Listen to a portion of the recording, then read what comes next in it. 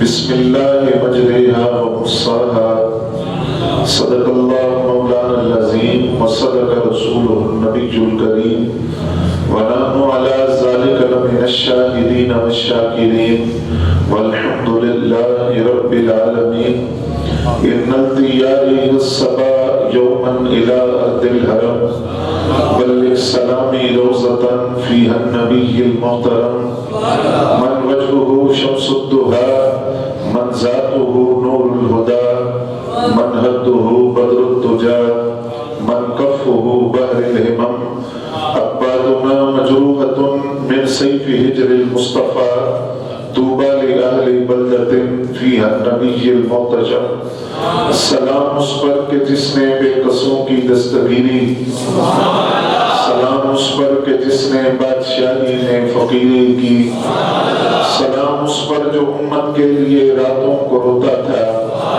سلام اس پر جو فرش خاک میں جاڑے پہ سوتا تھا، سلام اس پر کہ جس نے اسرار محبت سمجھائے، سلام اس پر کہ جس نے پتھر کھا کر پھول برسائے، سلام اس پر کہ جس کے گھر میں چاندی تھی نہ سونا تھا، سلام اس پر کہ ٹوٹا بوریا جس کا بچھونا تھا، سلام اس پر جو سچائی کی خاطر دکھ اٹھاتا تھا، سلام اس پر جو بھوکا رہ کے اوروں کو کھلاتا تھا۔ حمد و ثنا کے بعد انتہائی واجب الاحترام، قابل صد احترام بزرگوں اور دوستوں، زمانہ جاہلیت میں کفار کا یہ طریقہ تھا کہ جب وہ کسی کام کا آغاز کرتے، کسی کام کو شروع کرتے، تو وہ بت جو کعبۃ اللہ کے اندر رکھے ہوئے تھے 360 بت، ان بتوں کا نام لے کر اپنے کام کو شروع کرتے۔ بسم اللہ، بسم العزیٰ، بسم المنات، بسم الحبل، یہ بتوں کے نام تھے اور ان کے نام سے اپنے کام کا آغاز کرتے، اس عقیدے کے ساتھ کہ ہمارے اس کام میں یہ بت ہمارے ساتھ تعاون بھی کریں گے اور ان بتوں کی وجہ سے ہمارا کام تکمیل کو پہنچ جائے گا۔ حضور صلی اللہ علیہ وسلم نے بحیثیت مسلمان ہمیں یہ حکم دیا کہ اگر تم کسی کام کا آغاز کرو اور یہ خواہش ہو کہ وہ کام اپنی تکمیل کو پہنچے اور اس کام میں برکت ہو، تو تم نے کیا کرنا ہے؟ نبی علیہ السلام نے فرمایا کہ تم ہر کام سے پہلے یوں کہو بسم اللہ الرحمن الرحیم، فرمایا اللہ کے نام کی برکت سے تمہارا وہ کام مکمل بھی ہو جائے گا اور اللہ تعالیٰ اس میں برکت بھی ڈال دے گا۔ توجہ ہے آپ کی؟ قرآن کہتا ہے کہ جب نوح علیہ السلام نے کشتی بنا کر اور اللہ کے حکم سے ان لوگوں کو کشتی میں سوار کیا جن کے لیے اللہ نے حکم دیا تھا کہ آپ ان لوگوں کو کشتی میں سوار کریں، ان کو کشتی میں سوار کرنے کے بعد نوح علیہ السلام نے ان لوگوں سے مخاطب ہو کر فرمایا کہ اس کشتی میں سوار ہو جاؤ، اور فرمایا کہ اب یہ کشتی چلے گی کیسی؟ دریا کی طغیانی کے اندر، دریا کی لہروں کے اندر، موجوں کے اندر، تپیڑوں کے ساتھ مقابلہ کرتے ہوئے کنارے تک کیسے پہنچے گی؟ تو نوح علیہ السلام نے اپنی قوم سے کہا، وہ جو کشتی میں سوار ہوئے، فرمایا بسم اللہ مجریہا ومرساہا، کہ یہ کشتی جس میں تم سوار ہوئے ہو، اس کشتی کا چلنا بھی اللہ کے نام کے ساتھ ہے اور اس کشتی کا کنارے لگنا بھی اللہ کے نام کے ساتھ ہے۔ مفسرین کہتے ہیں وہ کشتی کنارے لگی اس لیے تھی کہ اس کشتی کے ابتدا میں کشتی میں سوار کرتے ہوئے نوح علیہ السلام نے اللہ کا نام لیا، اللہ کے نام کی برکت سے وہ کشتی سمندر کی موجوں کا مقابلہ کرتی ہوئی کنارے تک جا پہنچی ہے۔ آگے جو بات مفسرین نے لکھی وہ بڑی قابل توجہ ہے، فرماتے ہیں یہ پوری بسم اللہ نہیں ہے، پوری بسم اللہ نہیں ہے، کیونکہ قرآن نے بھی یہی لفظ لکھے کہ نوح علیہ السلام نے اپنی زبان سے یہی لفظ بولے تھے بسم اللہ مجریہا ومرساہا، حالانکہ پورا جملہ کیا ہے؟ بسم اللہ الرحمن الرحیم۔ تو فرماتے ہیں اگر نوح علیہ السلام آدھا جملہ بولے، صرف اللہ کا نام لے، آدھے اس کی صفات کو بیان نہ کرے، آدھے نام کی برکت سے کشتی جا کر کنارے پر لگتی ہے، تو رسول اللہ کا غلام اگر پوری بسم اللہ پڑھتا ہے تو رب کائنات اس کو دنیا کے غموں से निजात क्यों नहीं अता करेगा?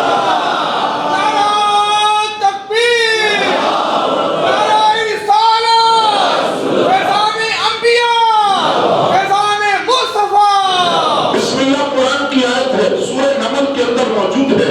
हजरत सुलेमान अलैहिस्सलाम ने मलका बिल्कीस को जो खत लिखा, उसकी इब्तिदा में बिस्मिल्लाहिर्रहमानिर्रहीम लिखी, और कुरान की आयत है, सूरह नमल में है। और हुजूर फरमाते हैं ये आयत सिर्फ 2 नबियों पर नाज़िल हुई। फरमाया एक मैं हूँ और एक सुलेमान अलैहिस्सलाम है।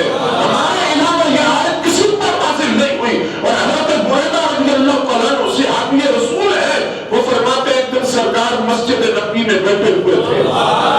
सरकार ने फरमाया आज मस्जिद में निकलने से पहले कुरान की ऐसी नूरानी आयत के बारे में बताऊंगा जो रब ने या तो मुझे अता की है या सुलेमान अलैहिस्सलाम को दी है, और किसी नबी को वो आयत नहीं मिली।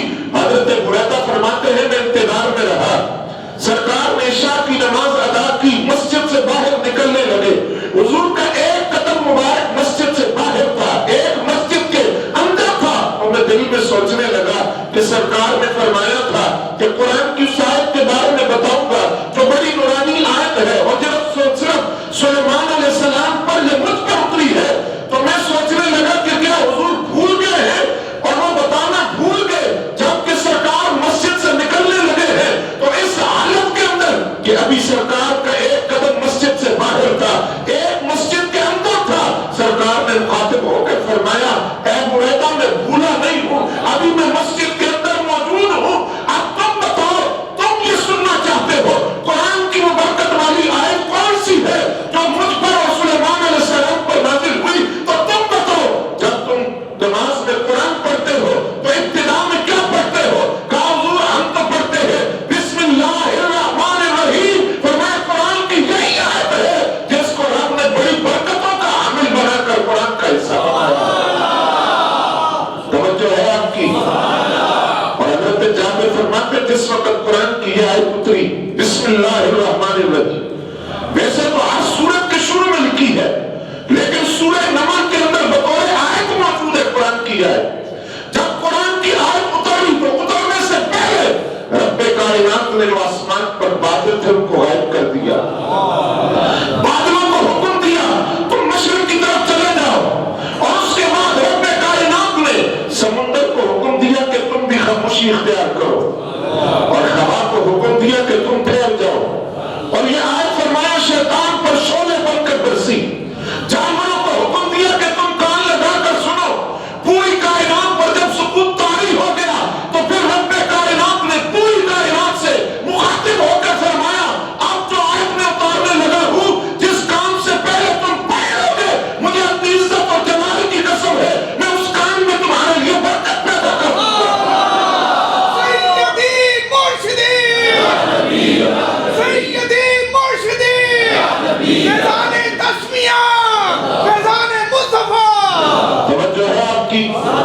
सरकार फरमाते हैं मैं मेराज की रात जब जन्नत की सैर के लिए गया तो मैंने वहां 4 नहरें देखी। एक थी पानी की, दूसरी थी शहद की, तीसरी थी दूध की, चौथी थी शराब तहूर की। ये शराब नहीं जो दुनिया में पी जाती है, इसके पीने वाले को कल क़यामत के दिन तीनतुल खिबाल पिलाया जाएगा। तीनतुल खिबाल क्या है? जहन्नमियों का बीप और खून है जो दुनिया में शराब पीने वालों को पिलाई जाएगी, और जो जहां शराब से बचकर रहे उनको शराब तहूरा पिलाया जाएगा क़यामत के दिन। वो रब की बनाई हुई शराब तहूर, पाकीज़ा शराब, वो शराब तहूर के जाम पेश किए जाएंगे। फरमाया वो 4 नहरें थी। तो हुजूर फरमाते मैंने जिब्रील से पूछा जिब्रील ये नहरें आ कहां से रही है? तवज्जो है? जिब्रील ने अर्ज़ किया हुजूर मैं नहीं जानता। फिर वो फरिश्ता आया जो नहरों पर मुकर्रर था, कहा हुजूर मैं आपको वहां ले जाता हूं जहां से ये नहरें जारी हो रही है। सरकार फरमाते मैं उस मकान पर पहुंचा जहां बहुत बड़ा दरख्त था, और उस दरख्त के नीचे इमारत थी। उस इमारत में से ये 4 नहरें निकल रही थी, लेकिन उस इमारत को ताला लगा हुआ था। तो मैंने उस फरिश्ते से कहा जरा ये ताला तो खोलो। उसने कहा कि चाबी तो आपके पास है। हुजूर फरमाते हैं फिर मैंने एक कलमा वहां पढ़ा। वो कलमा क्या था? हुजूर फरमाते जैसे ही मैंने कहा बिस्मिल्लाहिर्रहमानिर्रहीम तो हुजूर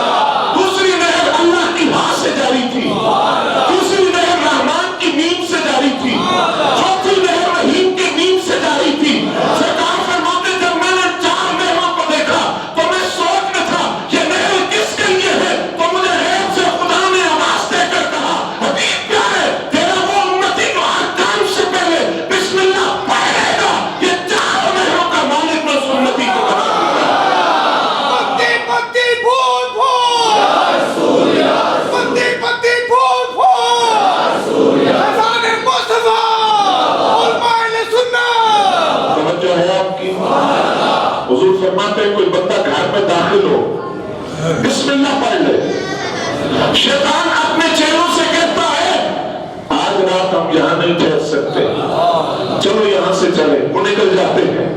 बंदा खाने के लिए बैठे, खाने से पहले बिस्मिल्लाह पढ़ ले, फरमान शैतान अपने चेलों से कहता है कि यहाँ पर आज हमारे लिए कुछ नहीं, खाना कहीं और तलाश करना पड़ेगा।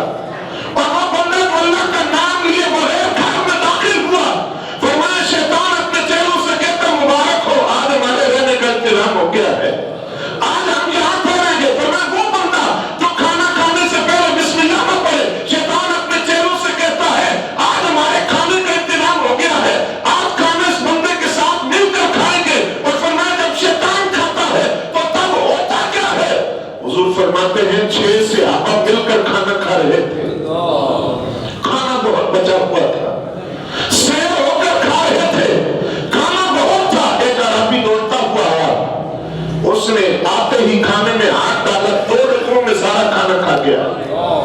अब वो 6 सहाबा जो पहले से खा रहे थे वो उसको हैरत से देखने लगे कि अजीब बंदा है, पहले 6 बंदे वो खाना खा रहे थे, ये अकेला आया और 2 लकमों में सारा खाना खा गया, ना खुद शेर हुआ ना हमें शेर होने दिया। तो नबी अलैहिस्सलाम ने फरमाया पता है वजह क्या है, वो पहले 6 खा रहे थे, खाना कम नहीं हुआ, इस अकेले ने 2 लकमों में वो सारा खाना खा लिया।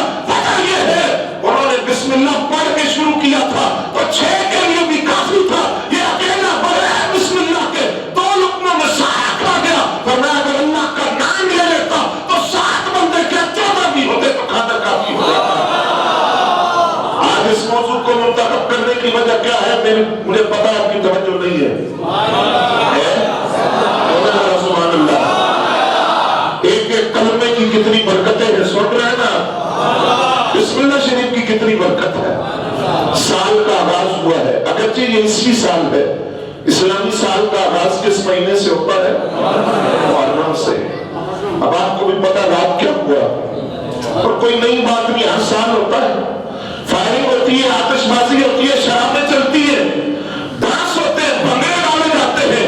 क्या मैं सवाल कर सकता हूं किस बात का जश्न, ये साल जो गुजरे जिसमें 6 माह दुकानें बंद रही है, तालीमी इदारे बंद रहे, कई लोग कोरोना का शिकार होकर लुक्मा अजल बन गए, कई उलमा मशाइख दुनिया से चले गए, जिसके बारे में लोगों ने कहा यह अमल खुजन था, हम का साल था, ये इतनी बड़ी तादाद में लोग आफत का शिकार हुए, कई लोग अपने कारोबार से हाथ धो बैठे, बच्चे तालीम से महरूम रहे, और साल का आगाज इस हालत में हुआ कि तालीमी इदारे बंद पड़े हैं, मुल्क आफत का शिकार है। क्या वो गुज़श्ता साल का जश्न था या आने वाले साल का जश्न था? अगर आने वाले साल का जश्न था तो क्या मैं और आप जानते हैं कि अगले साल क्या होगा? जबकि अभी से हुकूमत कह रही है कि कोरोना की तीसरी लहर भी आने वाली है, तो मैंने ये मौजूद इसलिए मुंतखब किया था, मैं आपको बताना ये चाहता था काम में बरकत तब होगी जब अल्लाह के नाम के साथ वो काम शुरू किया जाएगा। क्या बेहतर नहीं था कि हम कुरान खोल कर पढ़ते? क्या बेहतर नहीं था कि 12 बजे थे तो मुसल्ला बिछा कर अल्लाह के हुजूर गिर जाते कि जिस तरह गुज़श्ता साल हमने हफ्ते देखी है, या अल्लाह हमें अगला साल इस तरह ना दिखाना। और मैं कहता हूँ 2020 का सबसे बड़ा नुकसान जो उम्मत मुस्लिमा का हुआ वो अमीरुल मुजाहिदीन हज़रत खादिम हुसैन रिज़वी का विसाल था। उसका नतीजा आपने देखा कि उस जाहिल आदमी को रोयत ऐलान का चेयरमैन बनाया गया, जो अरबी की इबारत भी ठीक नहीं पढ़ सकता और पढ़ना औरतों के साथ जिसकी तस्वीरें मौजूद है। आज ये कोई आम मसला नहीं, मैं कहता हूँ मुफ्ती मुनीबुर रहमान ना हो और किसी मसलक का बंदा बना दे, मुफ्ती तकी उस्मानी साहब को बनाए जो बंद मसलक से है, किसी और मसलक का पढ़ा लिखा बंदा बना दे, हमारे रोज़ों और कुर्बानी को ज़ाया तो न करें। इस शख्स के कहने पर हम रोजे रखेंगे, इस शख्स के कहने पर हम कुर्बानी करेंगे, तो इसलिए उस साल की इब्तिदा का तरीका ये था कि हमारी जुबान पर अल्लाह का नाम जारी होता। सरकार फरमाते हैं अबू हुरैरा जब तुम वजू करते हुए बिस्मिल्लाह पढ़ते हो, तवज्जो है ना, फरमाया ये जो तुम्हारे कंधों पर फरिश्ते बैठे हैं, जब तक तुम वजू करते रहोगे बिस्मिल्लाह की बरकत से तुम्हारी नेकियां मिलते रहे। फरमाया फिर तुम वजू में तो 5 आज़ात होते हो, 2 पांव 2 हाथ और तुम्हारा चेहरा है, लेकिन अगर तुम वजू के शुरू में बिस्मिल्लाह पढ़ लो तो ये इस तरह है जिस तरह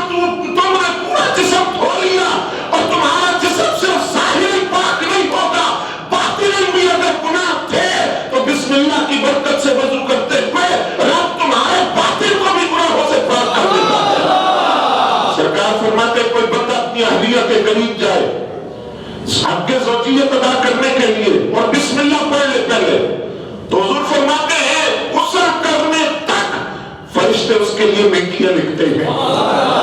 اگر اس عمل زوجیت کے نتیجے میں اس کی اولاد پیدا ہوئی اور اس اولاد کی نسل آگے چلتی رہی، فرمایا جب تک اس اولاد کی نسل چلتی رہے گی اس نسل کی ہر سانس پر رب کائنات اس کو نیکی عطا کرتا رہے گا.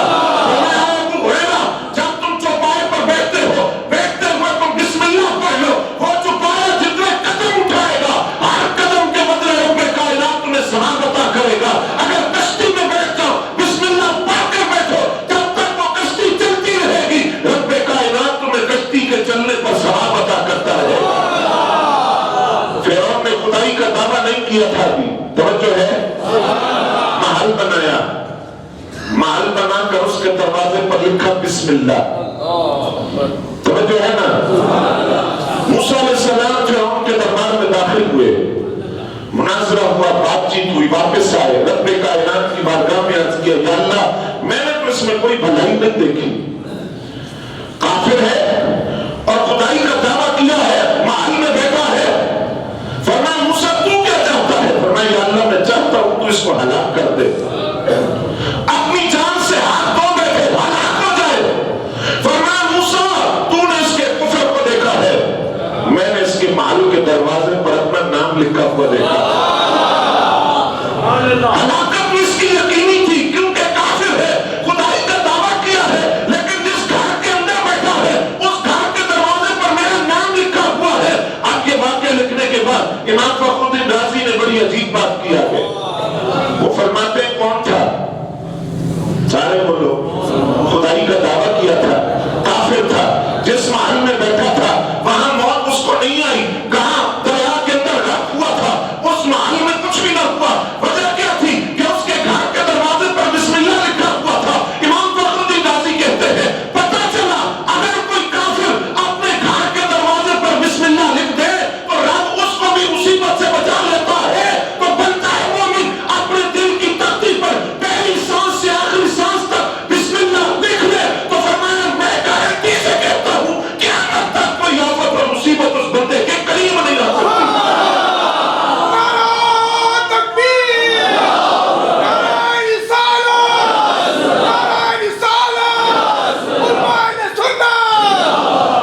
توجہ ہے حضرات.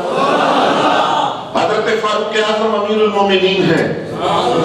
قیصر روم خط لکھتا ہے کہ میرے سر میں درد رہتی ہے، آپ کوئی تعویذ دے دے، کوئی وظیفہ بتا دے، کوئی طریقہ بتائیں کہ سر کا درد چلا جائے. قیصر روم کو حضرت فاروق اعظم نے ایک ٹوپی تحفے میں بھجوائی، فرمایا اس کو پہن لو. آپ کو قیصر روم جب اس ٹوپی کو پہنتا تو سر میں آرام آ جاتا، اتارتا تو درد شروع ہو جاتا. چند دن تو یوں گزر گئے لیکن تعجب میں تھا کہ یہ ماجرا کیا ہے. ٹوپی پہنتا ہوں تو آرام ہو جاتا ہے، سر سے اتارتا ہوں تو دوبارہ درد شروع ہو جاتا ہے. تجسس میں رہا، ٹوپی کو الٹ پلٹ کر دیکھتا رہا، آخر ماجرا کیا ہے، وجہ کیا ہے. پہنتا ہوں تو آرام ہوتا ہے، اتارتا ہوں تو درد شروع ہو جاتی ہے، وجہ کیا ہے. جب کافی دن صبر نہ آیا اس ٹوپی کو اس نے چیر کر دیکھا، اندر سے ایک کاغذ کا ٹکڑا نکلا اور اس کاغذ پر لکھا تھا بسم اللہ الرحمن الرحیم.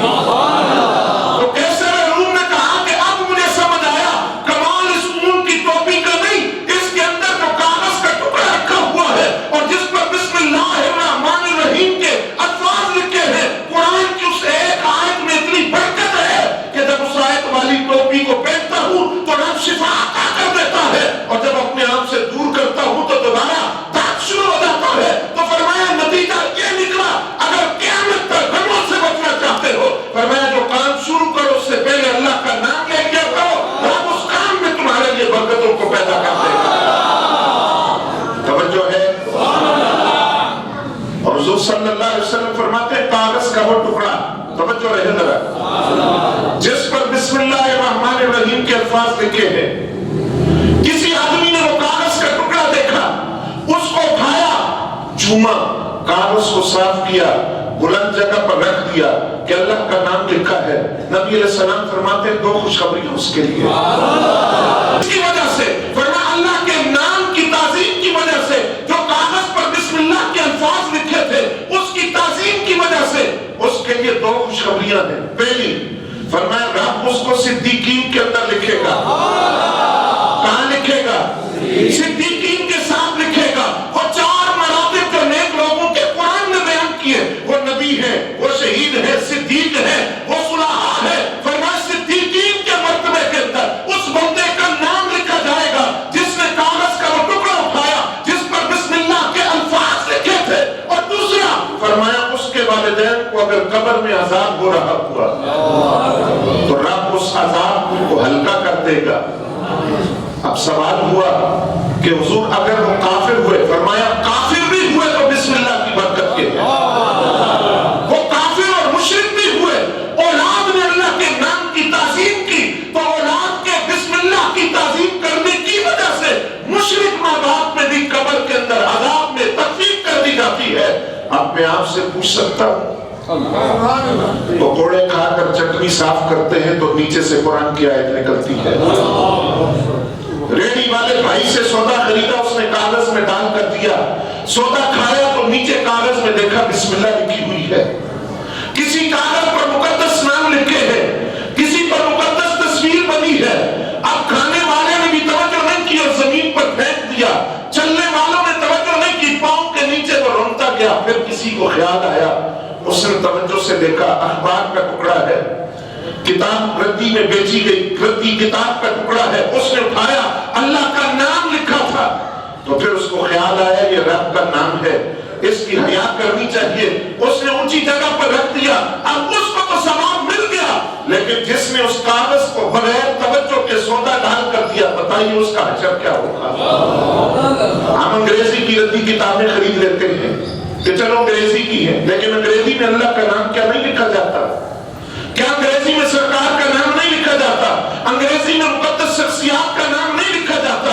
اب ایک طرف تو وہ بندہ جس نے توجہ نہیں کی، اس کا حشر کیا ہوگا؟ لیکن دوسری طرف وہ ہے جس نے کاغذ کو دیکھا، صاف کیا، ٹوکریاں لگی ہیں، مقدس صفحات کی بوریاں لگی ہیں، اس نے اس میں ڈال دیا، کسی محفوظ مکان پر پہنچ جائے گا. اب اس کو اجر کیا ملے گا؟ ذرا وہ سنیے. بشر حافی شراب کے نشے میں مست رہتے تھے. ولایت کے مقام پر فائز، سارے بولے ولایت کے مقام پر فائز شراب کے نشے میں مست رہتے. ایک دن یوں ہی شراب کے نشے میں مست چلتے جا رہے ہیں. اچانک نظر پڑی زمین پر کاغذ کا ٹکڑا پڑا ہے. اس کاغذ کے ٹکڑے کو اٹھایا، اس پر بسم اللہ الرحمن الرحیم کے الفاظ لکھے تھے. اس الفاظ کو ہاتھ سے صاف کیا، صاف کرنے کے بعد چوم کر اس کو عطر اور خوشبو لگا کر بلند جگہ پر رکھ دیا. اور وہ شراب کے نشے میں مست بشر حافی گھر چلے گئے.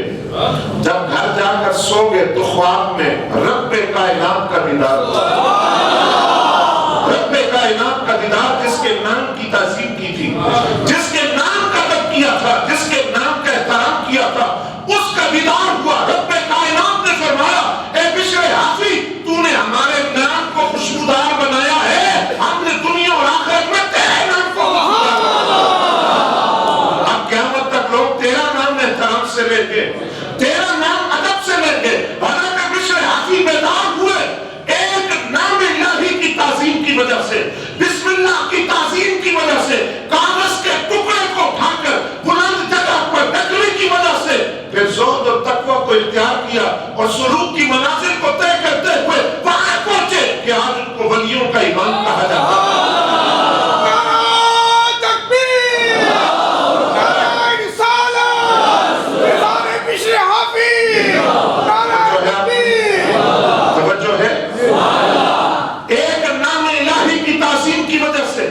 اور بشر حافی سے جب پوچھا جاتا آپ ولی بنے کیسے ہیں، فرماتے تھے بسم اللہ کی تعظیم کی وجہ سے، بسم اللہ کے ادب و احترام کی وجہ سے. یہ تو اس کے ادب اور احترام کا انعام ہے. تو جو زبان سے برکت کے لیے بولتا ہے، رب اس کو کیا انعام عطا کرتا ہے. حضرت خالد بن ولید کا نام سنا آپ نے، سارے کہتے سبحان اللہ. بندے کی غیرت جاگ جاتی ہے حضرت خالد بن ولید کا نام سنا. سیف اللہ لقب تھا، سیف اللہ لقب تھا. اللہ کی تلوار 250 کے قریب جنگیں لڑی، لیکن شہادت کی موت نہیں ملی. بستر پر موت آئی. پوچھنے والوں نے پوچھ لیا خالد اتنی جنگیں لڑ کے بھی بستر پر موت؟ فرمایا دنیا والوں کو بتانا چاہتا ہوں میدان جہاد میں نکلتے ہوئے کانپا نہ کرو. اگر جہاد کرنے سے موت ہی آنی ہوتی تو خالد بستر پر نہ مرتا. فرمایا لوگوں کو بتا رہا ہوں اتنی جنگیں لڑی لیکن میدان جنگ میں نہیں مرا, بستر پر موت آئی. تو فرمایا یہ لازم نہیں جو میدان جہاد میں نکلا تو اس کو موت ہی آئے گی. فرمایا اتنی جنگیں لڑ کر بھی بستر پر موت آئی. اب یہ حضرت خالد بن ولید مجوسیوں کی پوری جماعت آ گئی اور حضرت خالد بن ولید سے کہا آپ اسلام کی حقانیت پر کوئی دلیل دے تو ہم کلمہ پڑھ لیں. کوئی دلیل دے. فرمایا تم بتاؤ. انہوں نے کہا ہمارے پاس زہر ہے اور ایسا زہر ہے کہ اس کی ایک بوند بھی خلق سے نیچے اتر جائے تو بندہ مر جائے گا. مغلق زہر ہے, ہلاک کرنے والا. آپ نے فرمایا کٹ ہوتے صحیح نا, میں خالد بن ولید ہوں. نکالو ذرا. شیشی تھی پوری اور وہ زہر دنیا کا خطرناک زہر جس کی ایک بوند انسانی جان کے ضائع ہونے کا سبب بن سکتی ہے. حضرت خالد بن ولید نے اس شیشی کو پکڑا, پکڑ کر پوری منہ میں ڈھیل دی. حضرت خالد بن ولید نے جب وہ زہر پیا تو مجوسیوں کی پوری جماعت اس انتظار میں تھی کہ اب دیکھتے ہیں خالد بن ولید کے ساتھ کیا ہوگا. آپ قائم اور دائم ہوش و حواس کے ساتھ کھڑے ہیں. جب تھوڑی دیر گزر گئی تو وہ پوری جماعت کلمہ پڑھ کر دائرہ اسلام میں داخل ہو گئی. اب ایک مجوسی نے آگے بڑھ کر کہا خالد ذرا بتاؤ تو صحیح زہر میں اثر کیوں نہیں کیا. فرمایا پہلی بات یقین کامل, موت کا اختیار اللہ کے پاس ہے, یقین کامل. دوسری بات فرمایا میں نے زہر ویسے نہیں پیا, میں نے پہلے بسم اللہ پڑھی ہے تب زہر پیا ہے. یہ بسم اللہ کی برکت تھی کہ زہر میں خالد پر کوئی اثر نہیں. ہم اپنے نبی کے, ہم سونے نبی کے, ہم پیارے نبی کے, نثار مصطفیٰ. حضرت عبداللہ بن عباس رضی اللہ تعالیٰ عنہ فرماتے ہیں بچہ جب پہلے دن مدرسے داخل ہوتا ہے استاد اس کو کہتا ہے بسم اللہ الرحمن الرحیم پڑھ بچے. وہ بچہ بسم اللہ پڑھتا ہے اور فرمایا پتہ کیا ہوتا ہے, رحمان اور رحیم کا لفظ جیسے ہی اس کی زبان سے نکلتا ہے اس زبان سے بسم اللہ نکلتے ہی تین کام ہوتے ہیں. فرمایا کیا؟ فرمایا پڑھانے والا استاد بھی بخشا گیا, آدمی آئی, پڑھانے والا استاد بھی بخشا گیا. پھر فرمایا جس بچے نے پڑھا وہ بھی بخشا گیا اور اس بچے کے والدین بھی اس بسم اللہ کی برکت سے بخشے گئے. فرمایا اب سنو, نبی رحمت صلی اللہ علیہ وسلم فرماتے ہیں عیسیٰ علیہ السلام ایک قبر کے قریب سے گزرے. آج ہم مدرسے میں بچوں کو نہیں بھیجتے کیونکہ وہاں یتیم پڑھتے ہیں, غریب پڑھتے ہیں, وہاں کن سے پڑھتے ہیں, جن کو کھانے میں ملے وہ پڑھتے ہیں. میں مدرسوں کا پڑھا ہوا آپ کے سامنے بیٹھا اور آپ کی دعاؤں سے ایم فل کا آخری سیمسٹر لاہور یونیورسٹی سے کر رہا ہوں. انشاءاللہ پی ایچ ڈی بھی کروں گا. اس لیے مدارس صرف غربا کے لیے نہیں بنے, اپنے بچوں کو مدرسوں کا رخ دکھائیں اور برکت دیکھیں, دینی تعلیم کی برکت دیکھیں اور مدرسے کی تعلیم کی برکت دیکھیں. فرمایا پہلا دن تھا بسم اللہ اس نے پڑھی, وہ بھی بخشا گیا, استاد بھی بخشا گیا, والدین بھی بخشا گیا. اور جب پورا قرآن کا حافظ بن گیا فرمایا 40 افراد اس کے خاندان کے اس کے کھاتے میں ہے جن پر جہنم واجب ہو چکی. خاندان کا ایک حافظ قرآن بچہ خاندان کے 40 افراد کو بخشوا کر ساتھ جنت میں لے جاتا ہے.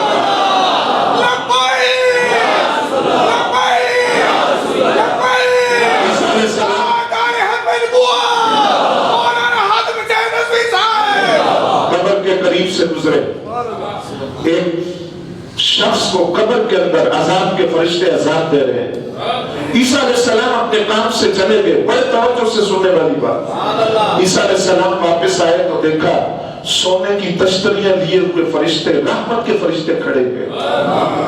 عذاب دور کر دیا گیا. حضرت عیسیٰ علیہ السلام فرماتے ہیں میں نے 2 رکعت نماز پڑھی.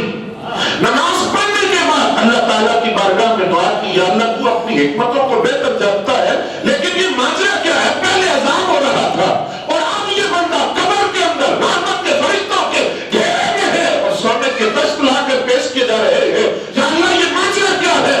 فرمایا عیسیٰ جب کہ بندہ فوت ہوا بیوی اس کی حاملہ تھی, اس کے مرنے کے بعد اس کے گھر بیٹا پیدا ہوا. آج وہ جب بڑا ہو گیا تو ماں لے کر مدرسے میں گئی. توجہ ہے؟ ماں لے کر مدرسے میں چلی گئی, استاد کے سامنے بٹھایا, ادھر اس کا عمل شروع ہوا, بدامائیوں کی وجہ سے عذاب کا سلسلہ شروع ہوا. ادھر اس کا بیٹا جا کر استاد کے سامنے بیٹھا, ادھر عذاب کے فرشتوں نے کارروائی شروع کی, ادھر بچے نے پڑھنا شروع کیا. استاد نے کہا پڑھ بچے بسم اللہ الرحمن الرحیم. تو رب نے فرمایا اے عیسیٰ, میں نے عذاب کے فرشتوں سے کہا اس کے باپ کو چھوڑ دو, رحمت کے فرشتوں کے حوالے کر دو. عیسیٰ علیہ السلام فرماتے ہیں میں نے عرض کیا یا اللہ کیوں؟ فرمایا مجھے حیا آئی, اس کا بچہ مجھے رحمان اور رحیم کہہ رہا ہے اور میں اس کے باپ کو عذاب دے دوں, ایسا ہو نہیں سکتا, میری رحمت کو گوارا نہیں ہے. فرمایا اس لیے تو بسم اللہ پڑھتا ہے, مجھے رحمان اور رحیم کہتا ہے, تو مجھے اپنے عزت اور جلال کی قسم ہے نہ دنیا میں کوئی رب کا سائبان اس پر چھوڑتا ہوں, نہ قیامت کے دن میں اس کو رسوا ہونے دوں گا. اللہ سے ان باتوں کو سمجھنے کی, ان پر عمل کرنے کی توفیق عطا فرمائے.